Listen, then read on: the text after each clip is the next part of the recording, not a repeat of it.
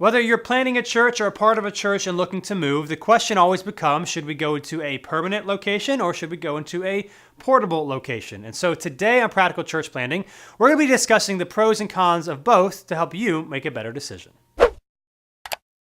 Welcome back to Practical Church Planting, where in 15 minutes or less, we'll give you practical tips, advice, and encouragement to help you plant and grow healthy churches. My name is Brian Androsian. Joining me, as always, is Dylan Dotson. And today we're talking about the pros and cons of portable versus permanent space. Right. So if you're looking to launch a church, you're probably looking at both. Yep. Or maybe you've launched for a while, and regardless of size, you might be looking from permanent to go portable or for portable to go permanent. Right. I think there's this misconception that you can't have a space until you have a ton of people. Mm-hmm. Our story is we actually launched in our own space. Crazy. So we're going to talk about the pros of kind of portable and the pros of a permanent space. And by permanent, we just mean 24/7, not necessarily that you own it, but you rent it. That it's just yours throughout the week. And it's kind of the opposite. Kind of the pros of permanent are kind of the cons of portable, and the cons of portable, kind of the cons of permanent. Anyway, It's crazy how that works. let's just get into it. Let's do it. We'll talk portable first, then we'll talk permanent, and then we'll share a little bit of our story and our space. Yep. So here are some of the pros of being portable as opposed to being permanent. One of, I think, the biggest things, especially if you're launching, there are these first 2 points. First, that you can create a culture of serving. Yeah. And it's easier to create a culture of serving in a portable location because people see that there's a need and they feel like they're accomplishing something. Yeah. I think sometimes we get frustrated when we don't have enough volunteers, enough people serving, but it's because we're asking them to serve in positions where they do nothing. Mm-hmm. And a set up tear down situation, or you've got a lot of stuff going on in a portable location, people feel like there's a need, and so they're trained to serve because they know if they don't do it, it won't get done. Yeah, I think you can get people to serve in much higher capacities at portable than versus permanent. And with probably for the asking the same person in a portable situation versus a permanent situation, you'll get them to do a lot more just because, like you said, you can see what needs to be done, and it's not like, I don't know, I feel like there's a more tangible need versus opening a door versus actually setting up the stage. And it's not to say there's not very tangible needs at permanent spaces, but people just, I think, sometimes assume, oh, yeah, if you're in your space, you must have everything figured out. Yeah. And when you're portable, they know that's the case. So number one, it's easier to create a culture of serving, which is a very big deal, especially if you're launching. Yep. Number two, going with that, though, is that it's easier to create a camaraderie and relationships among people, especially in the setup and tear down, which nobody necessarily likes to do. But the benefit of that, again, in more serving positions, but it helps you develop relationships with each other because you're working week in, week out. Yeah. You're talking as you're doing stuff, and it's easier to do in a setup tear down situation than if you're just here to serve, and then leave. Yeah, I've seen this go pretty well. I think, not, spoiler alert, we're gonna say this at the end, but we're in a permanent space now. But we both have experienced portable in the past. Been served at churches that were portable, and I know I've seen in the past where setup teams, they'll set up, and every week at the church I was at before, they'd set up, and that's where they're done setting up, the whole team would go out for breakfast together, and it was week in and week out. So they built this really strong bond that, you don't really build at a permanent space. Even more so with men, because men don't just like to sit and chat. Men need a kind of a third, and they need something to do while they're talking, and then we're likely to talk. Yeah. So especially for men in your church, if they're setting it up with other men, they're going to hang out and talk, and they're going to be able to build a relationship where then going to breakfast is you're for friends. Yeah, natural. Whereas if you barely know a guy, you're not really going to breakfast that often. Yeah, exactly. So it gives them something to do as they build a friendship. And so number two, positive pro of a portable is that you can build camaraderie and relationships much faster in that location. Here's number three, is that it's much easier to move. Now, let's say you're in a bind, or let's say a space opens up or anything like that. Obviously, if you're portable, you're probably not in a long-term lease like we are. And it's just, not to say it's fun to move. This one may be self-explanatory, but it's easy to move. Let's say if you outgrow the space, or maybe you're stagnant or you're declining a little bit, and the space is too big. Yeah. If you're portable, you can find a space that makes it feel a lot better than. And another pro, it's physically easier to move because you're already packed up in a trailer. Brian, jokes. There you go. Here's number four, another pro of portable. That people are more lenient on the look of the space. So in other words, if somebody's coming into your church, oh, this is a school, oh, this is a community. So now that being said, the vibe you create even unconsciously affects people. So you want to be intentional and care about it. But they're more likely to excuse things, whereas if you have your own space, they're more likely to look around and say, what's up with this? Or why is this way? Or I don't like that. And so there's just a little bit more flexibility and leniency from people, especially new people that maybe aren't Christians, because they're like, oh, this isn't their space. I don't expect it to be perfect. Yeah, and I mean, this isn't obviously in every scenario, but I have seen where you run into spaces that people have been portable and that do look really great, right. and that are facilities that have facility workers that are kept up very well. That's not the case in every scenario, obviously, but that's just another thing that if you do move into a place that's like a school or someplace that has full-time facilities workers, right. It's just, I don't know, kind of an added bonus that the place is naturally kept fairly neat. And I would even say in our space that we meet in now, it's this little office park thing, I think we've done about as good a job as we can. Yeah. But I think it'd be easy for people to walk in here and be like, that looks a little weird that that's there, why that's there, not knowing that it's like what's the best that we can where we're at. Yeah. And I don't think you would get that when you're portable, so that's another pro. Let's see, number 5, 2 more. Number 5, it is likely less expensive, which is a huge thing if you're planning a church. Yeah. That pretty much all the time you're going to find cheaper at a school, community center, whatever you may be renting than renting or leasing a facility. Yeah, totally. And so although facility may seem nicer and better and may have a lot of things that you want that you don't get portable, you do need to have money so that the church won't go under. Yes. And so that's a big deal. It's less likely to be expensive. And then lastly, and this might be the biggest one of all, it's much easier to find a space. I would highly recommend, even though there's a big lure of having your own permanent 24/7 space, that the location of where you meet is vitally important. And it is way more important that you have a good location to meet than you have a permanent space. Yeah. If your permanent space is like 15 minutes out of the way in an area of town that nobody drives to, psychologically, I think we talked about this in the previous episode, people assume it's farther away, they won't go. So the location is by far the more important option between if you really want to go permanent or even if you want to go portable, where's the location? And it's much easier to find a space portable than it is permanent. Yeah, that might be the biggest thing to consider of everything we're going to list is where is it? You could have this great facility that's far away and nobody's going to come versus a okay facility that you have to rent out or they have to move in and out. Right. And you're much more likely to get people. So again, as much as the lure of having a permanent space, especially if you've been set up tear down for a while, the location is so important and it's easier to find a location in an area that you want to be if you're portable as opposed to permanent because your options are a lot fewer. Right.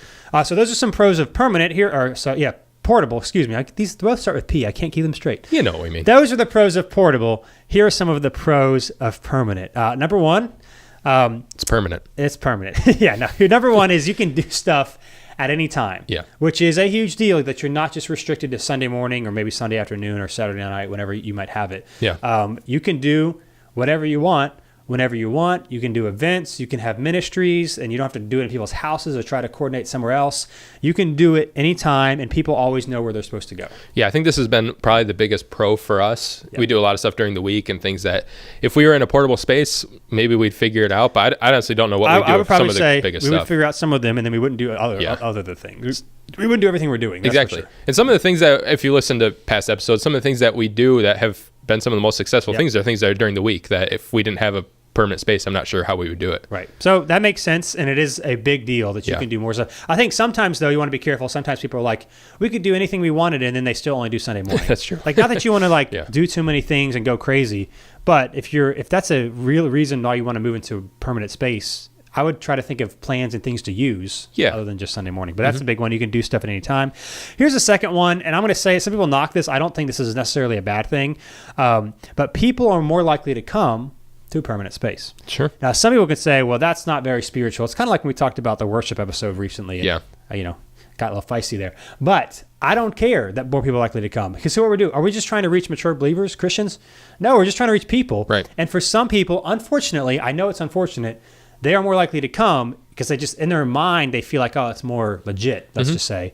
And once they're there, hopefully you can connect them and show them Jesus and change their heart. But if that's a draw to get people in, I don't have a problem with that.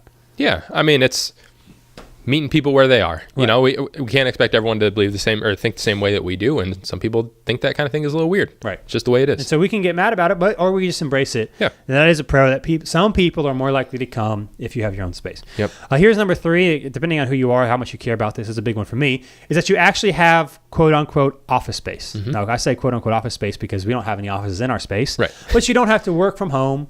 If you have young kids like I do running around, that's impossible. You don't have to go to Starbucks. Like, you have a place that you can actually go to, and you can actually leave some of your stuff there. Yeah. And so just having a place that you can go and work and meet people and just a centralized location is a big deal.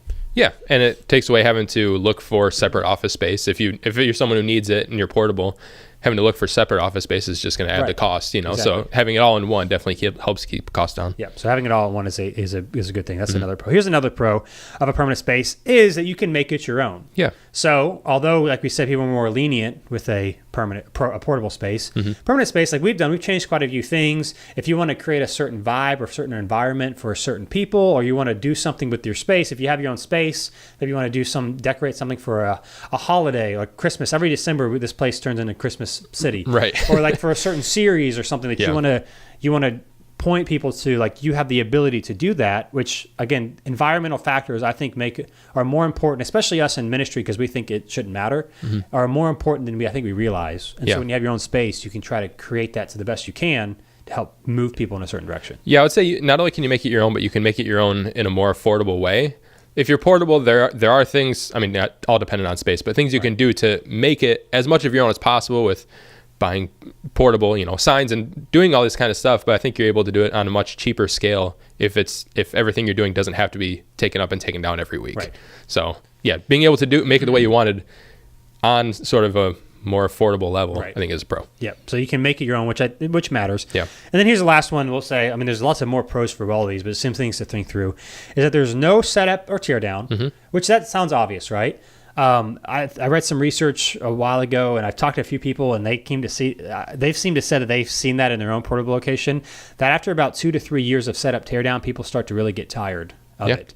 And so here's the pro of no setup tear down. It's not just that people don't have to come early or they have to stay late, but they're more likely to serve at other things at the church because they're not already have this huge commitment, whenever they do set up and tear down. So we have some of the events we've talked about, like $2 trivia night, or if we do like a trunk or treat thing, or if we do, marriage conference that we have, whatever, people are more likely to serve because they don't feel overwhelmed or tired of, serving so much just to make Sunday happen. Yeah. I mean, I know we all think that, or we all wish people had this giant capacity for serving, but people are regular people. Yep. And so if you're already expecting people to show up at whatever time, 6 or 7 a.m. and build a stage or do these things that, in some instances are pretty heavy duty, then it is kind of tough to ask them to do more difficult or more heavier things throughout the week. I mean, and rightfully so. They're doing a lot. It's not like people are lazy. People are doing a lot already on Sundays. Yeah. So then you maybe lose the camaraderie or the, especially in the beginning of like setting a culture of serving,